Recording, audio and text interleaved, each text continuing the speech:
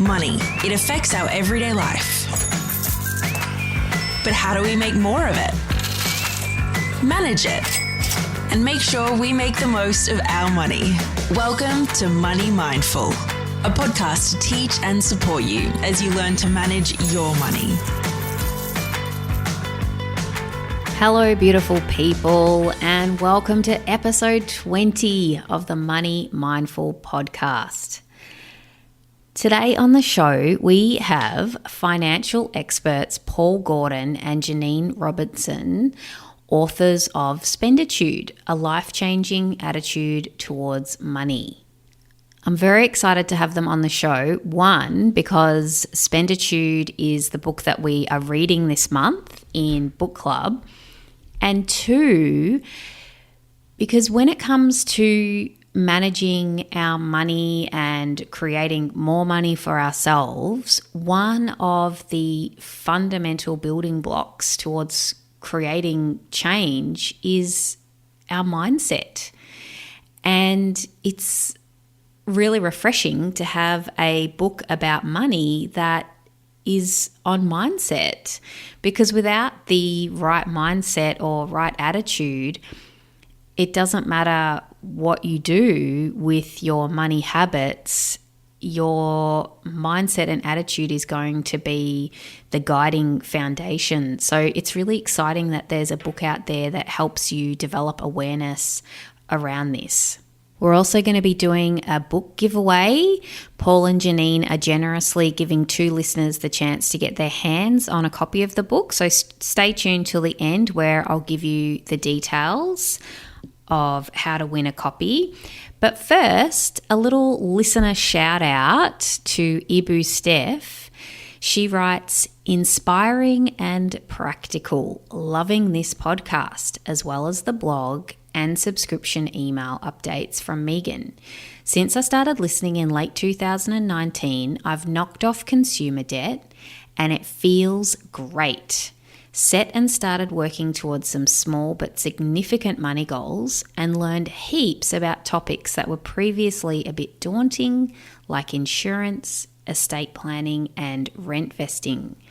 I highly recommend it for anyone looking to get on top of their money situation. It's not as scary as we thought. Thanks, Meaghan.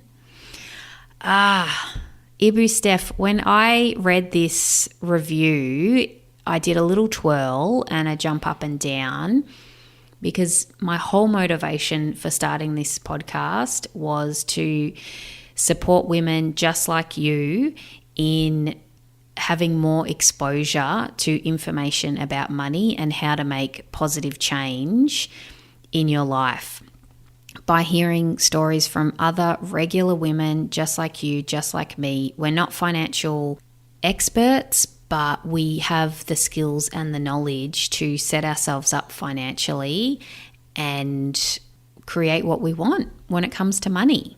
So thank you very much for taking the effort to write the review on iTunes. It helps other people find the show, so I really appreciate that.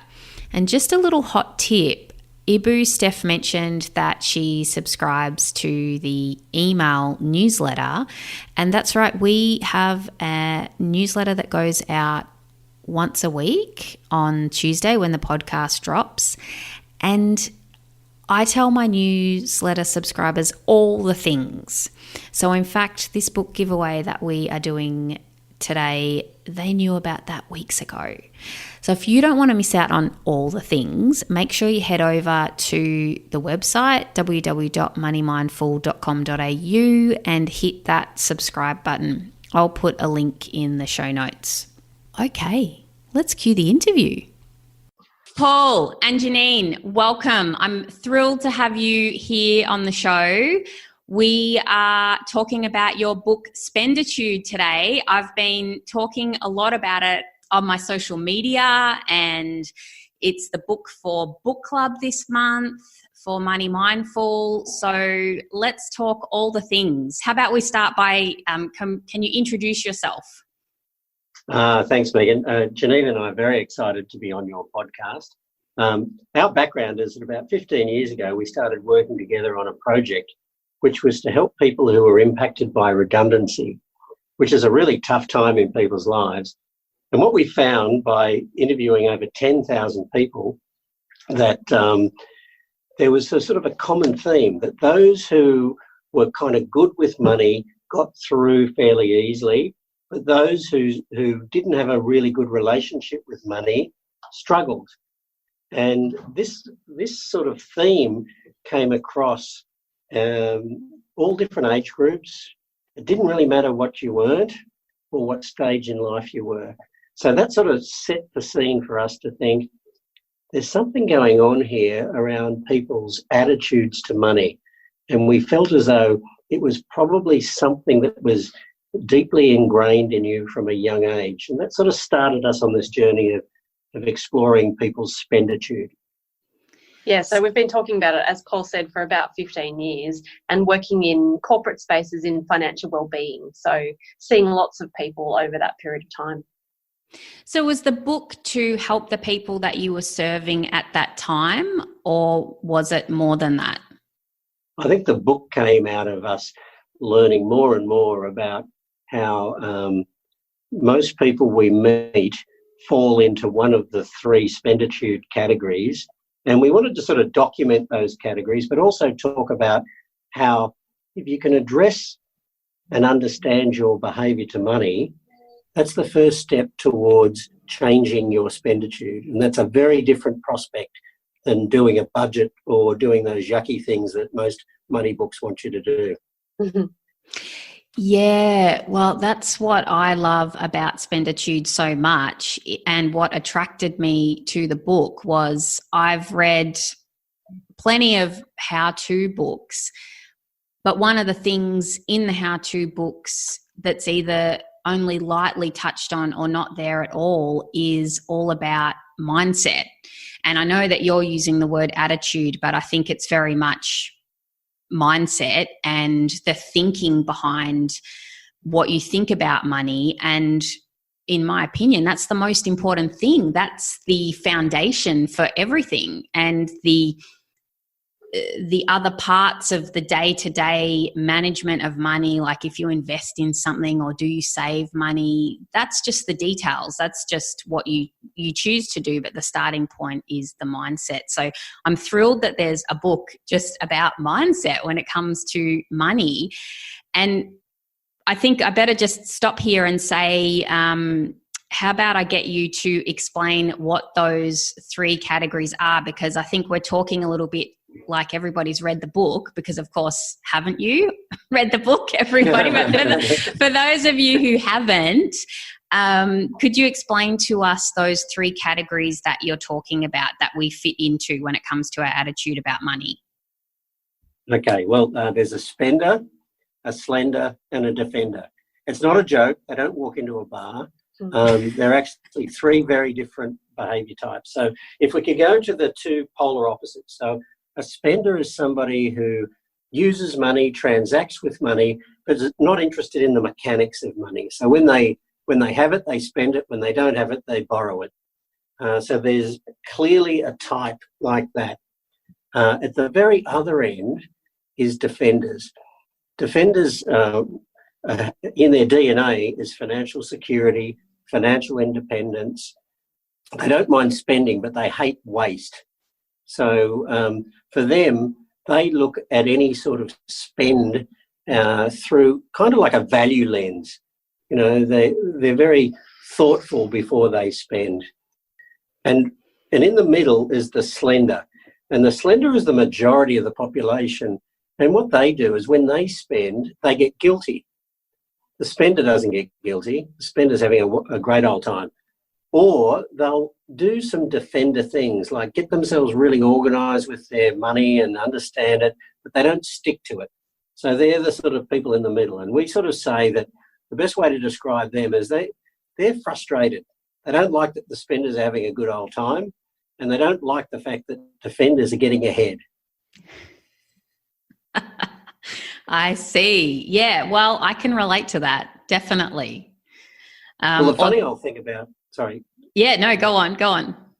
I was just saying the funny old thing about writing this book, and something that sort of Janine and I worked out as we were writing it, is that I'm a spender and Janine's a defender. And when we'd sort of come up with ideas, we came from very different places. Yep. And it was sort of really quite interesting how we sort of started to put on paper how that a spender and a defender think very differently. But if you could combine the two together, you know, you've got a pretty happy place. The other thing that's interesting about that is when we present to people and talk to people, often there's an assumption made that, you know, Paul, being a man who's slightly older than me, is perhaps assumed to be the defender. And as a younger female, I'm assumed to be the spender. And it really kind of proves the point that it's not age, stage, income. Yeah, I think we can definitely box people into stereotypes, can't we? But Yep. I'm wondering, why is it important to know what category we're in? And can we be a mix of the two? Well, I think it's important because it's awareness. You know, any behaviour change program starts with awareness. So if you're not aware of what you are, then you'll keep on doing what you're doing. And we're finding that people who have read the book, and even friends of ours and others, are saying, oh, you know, I checked in on my Spenditude on Saturday and I did a bit of defender stuff, you know, and I was really proud of what I did, blah, blah, blah. So that's the start of an awareness conversation. And can you be one or the other? We believe that you're born either a spender, slender or defender, but you can adapt behaviours that change some of the things you do. And what we see is a spender who adapts defender tricks and defender behaviours tends to do pretty well and have quite an enjoyable life. And I think at the other end of the spectrum, if you're talking about defenders, you know, understanding your attitudes to money and that maybe you come from that place where, you know, at the really extreme end, spending can be really hard for a defender as well. So it doesn't matter which kind of place you sit on that scale, having that awareness can help you improve your behaviours. I love it when I've got notes in my hand for a podcast and the next thing that I'm about to ask about is what we naturally move into talking about, because that's what I was going to say on I've got a quote here from the book where you talk about awareness, and it says, I understand my current spenditude so I can see what needs changing. And I think awareness is something that more and more in the general consciousness, we seem to be talking about it more, but it's underrated, I think. And being aware of what we're doing has such a huge impact on our lives and putting us in a position where we can make change. Yeah. Yeah, it's a real light bulb moment. And we talk about partners too, and, you know, people that you love who, you know, one might be a spender and the other's a defender. And, you know, that can cause all sorts of problems in relationships and family dynamics. And what we say is just be aware of what everybody is, and that's the start of a conversation in and of itself. Yeah, and it can change the conversation because you might come at a certain topic with a different mindset and a different understanding of where that person is. And, you know, talking about money is something that we also talk about in the book, and it has been such a taboo over the years. But if you can come at those conversations with that awareness, it can certainly improve. And I've got 3 adult boys, you know, in their late 20s, early 30s, and one's a spender, one's a slender, and one's a defender. So you've got the full spectrum. Love it. That's right. And they sort of talk about it in that way, and it just opens up it allows people to be who they are, but they're also looking for ways of learning from each other. And I think the interesting thing about that as well is if you look at Paul's children, they all grew up in the same house with the same parents, with the same experiences. So certainly some of those behaviours come from experiences in life, but they come from your perceptions of those experiences. And then also, as we said, some of it's kind of in your DNA.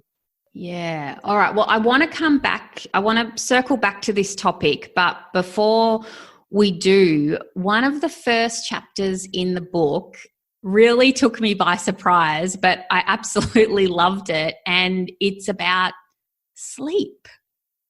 Okay. Yeah. So talk to us about this, because I don't think are there any other money books with a chapter on sleep?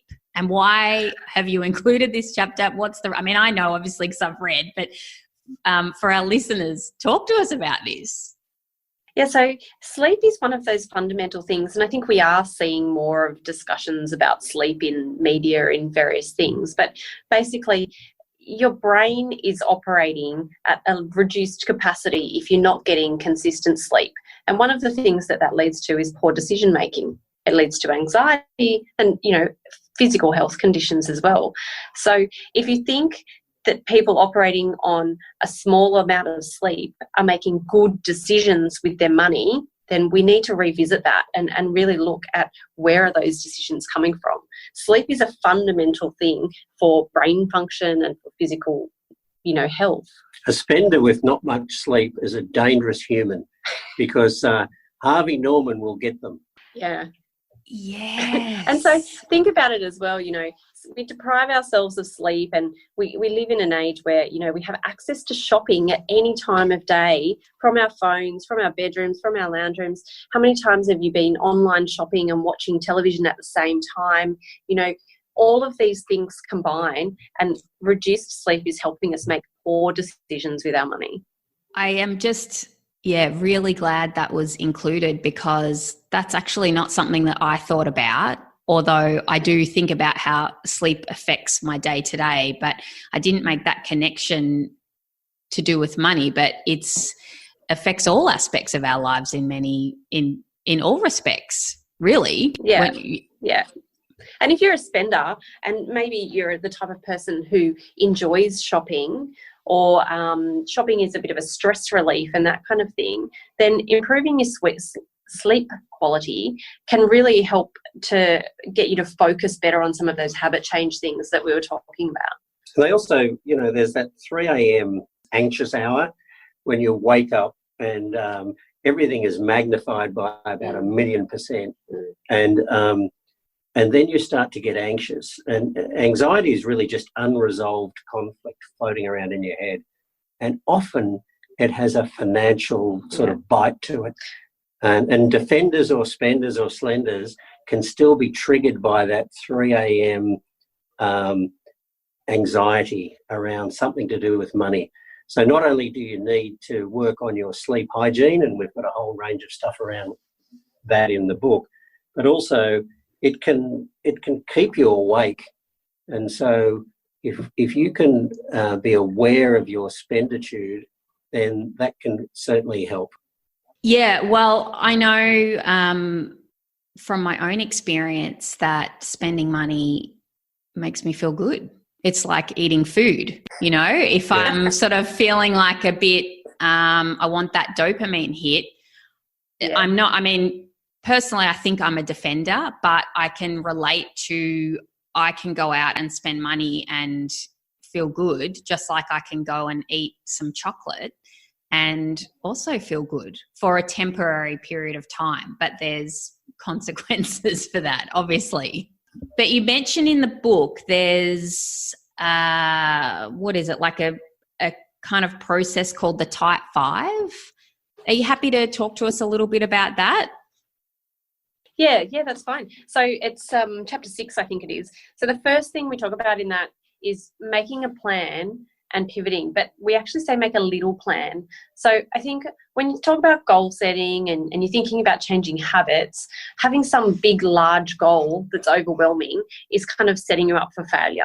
Can I use an example of that? As a spender, I went to an auction last year.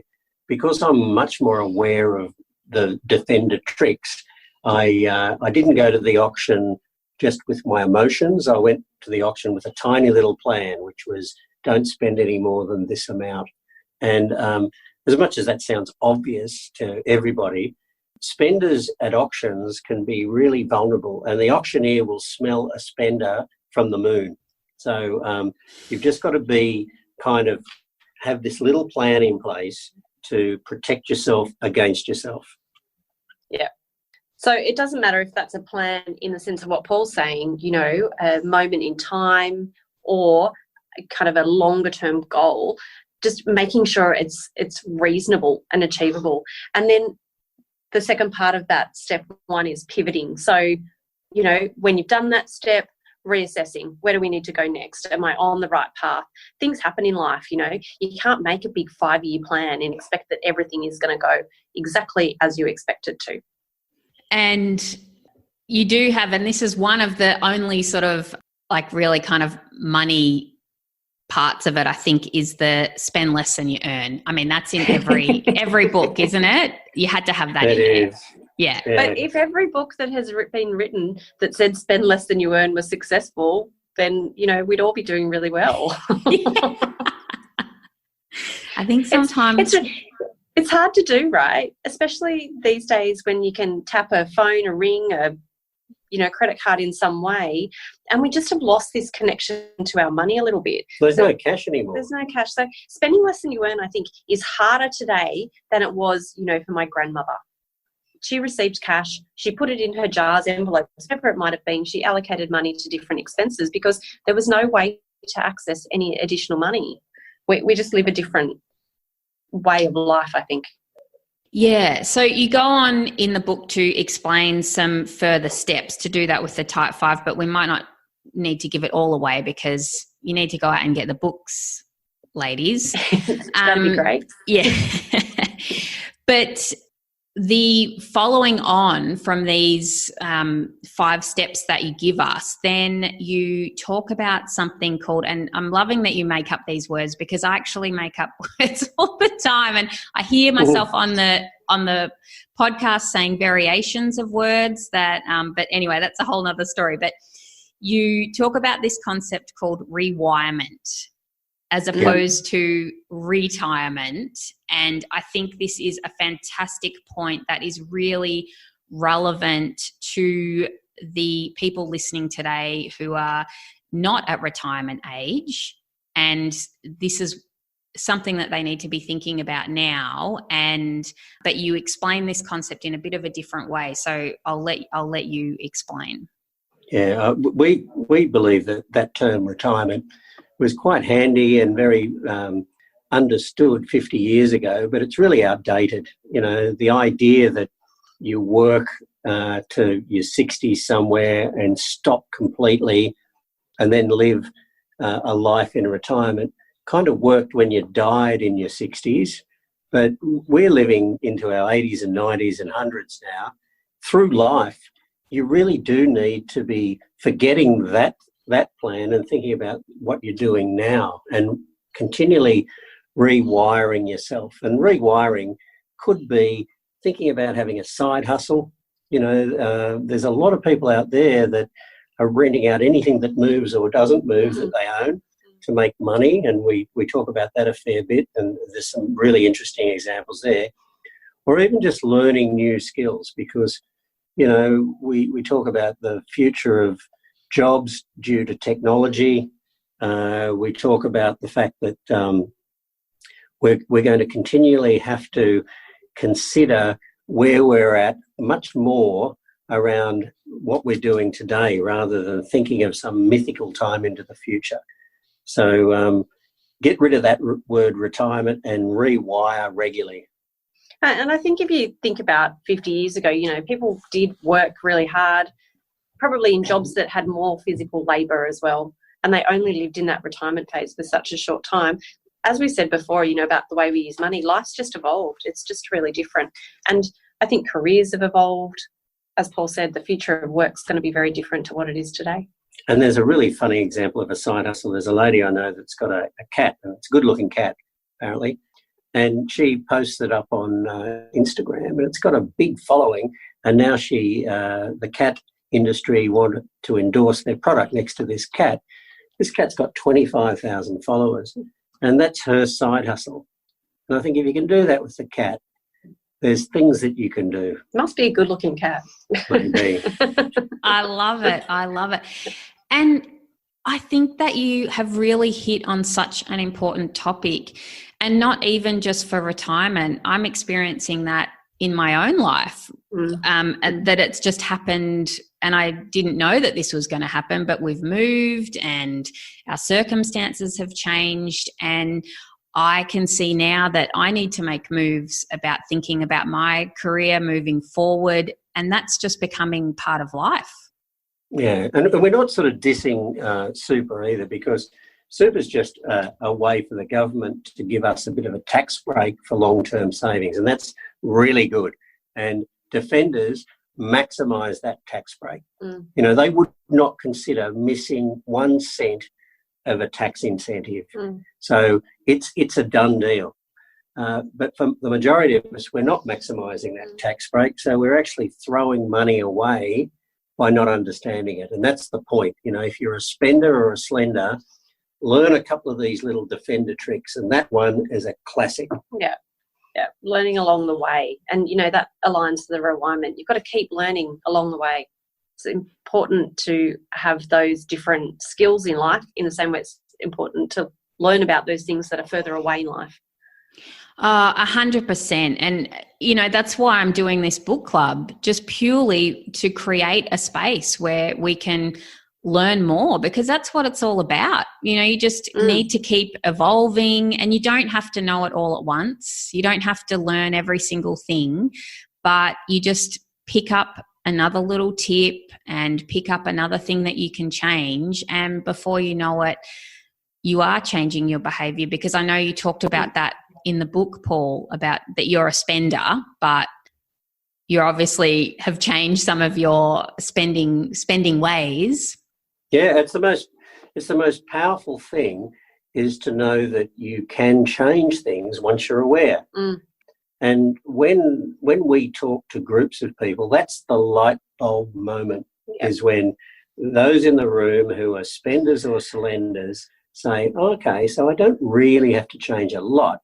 I just need to be aware of where I am now and pick up a few changes. One of the most immediate changes, this is really interesting, I think, is the environment, you know, with keep cups.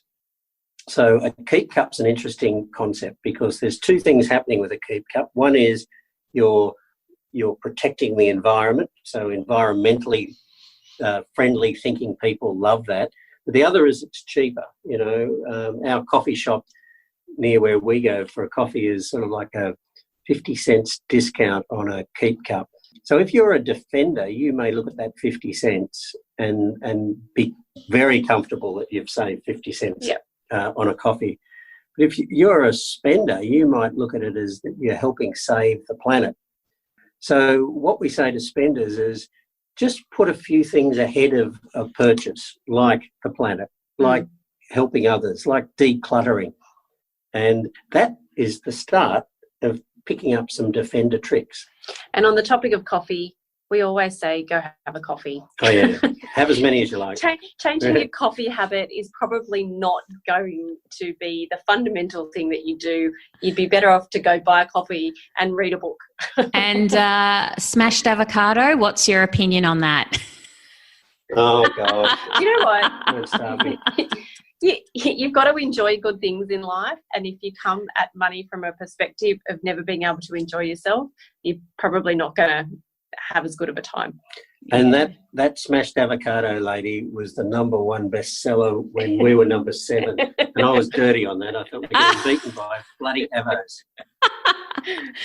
All right. Well, before we wrap up, I just want to ask, so for somebody listening who might be feeling like, oh, I think that's me, I think I'm a spender, I want to make change, obviously they can get your book, but is there anything else that you would like to share, or some final pearls of wisdom before we conclude the show? I think probably reframing goals and things like that around purpose and happiness. So, you know, I have a bit of a thing about my family having some goals and some kind of purpose things that we work towards, and it helps you make better decisions. So if you kind of know what your purpose and what's bringing you to that joy in your life, you can work towards having a better financial outcome as well. You've got it on your fridge, haven't you, the purpose? It's my family values are in the entrance to my house. Yeah, that's a defender's house. And that's awesome. I love that. I don't think it's that good. It's because it helps with having a conversation with the kids as well, because when you're making a decision to spend money, is it meeting those family values? And maybe the last thing too is that when we sort of present, we get a lot of people coming up and saying, this book's not for me, but I want to give it to somebody I know. And I think that's what happens is defenders listen to this and go, yeah, this is obvious, but I've had trouble with my nephew or my son or my friend or somebody who is a spender. They just don't move. So if you're frustrated about somebody that you love and they're not moving their attitude to money at all, this book could be the catalyst for a conversation with a defender.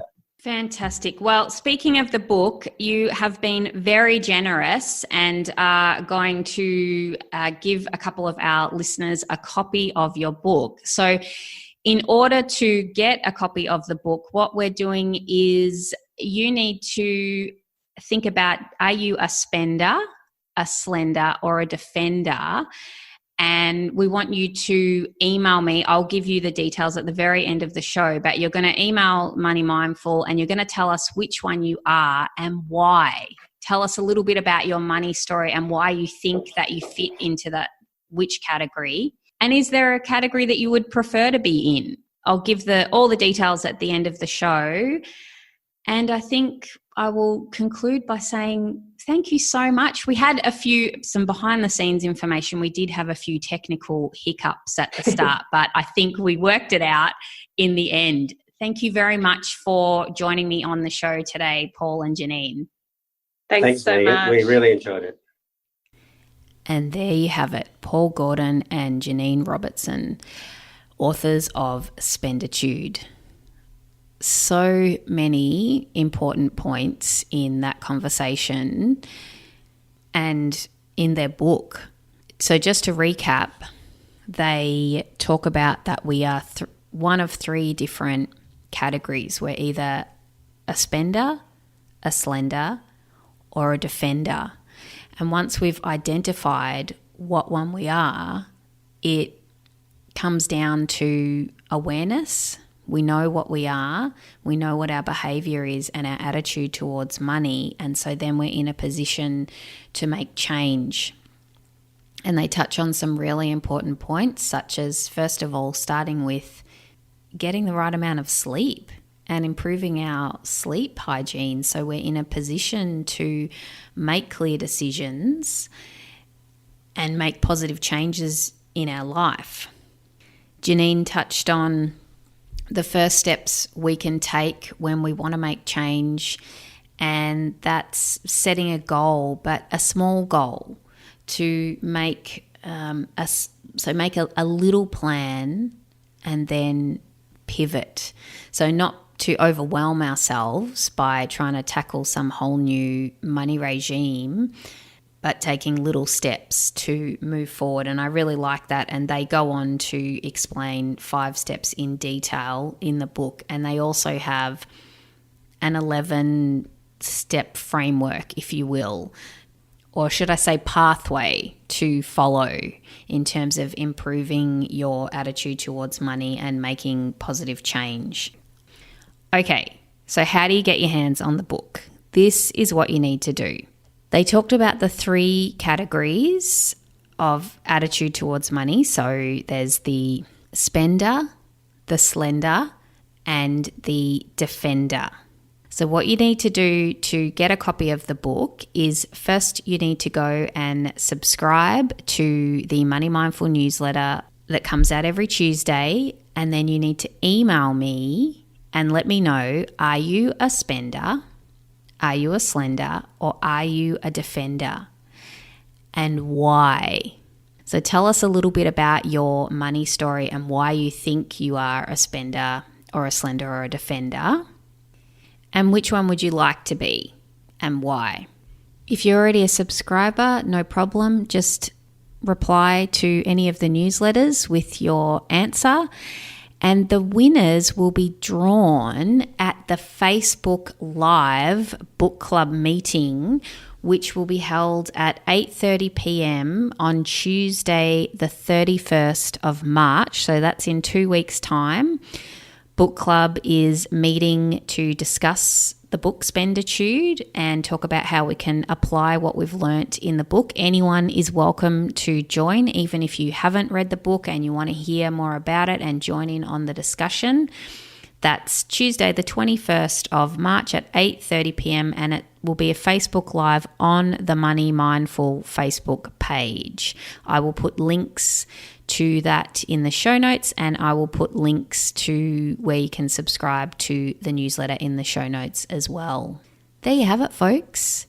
Until next time, have a beautiful week. Bye-bye. Thanks for listening to the Money Mindful podcast. For more info, visit moneymindful.com.au. For future episodes, be sure to subscribe. And remember, the information in this podcast is of a general nature only and does not take into account your personal circumstances or goals. Please seek professional advice for your own financial needs. Remember to have fun along the way.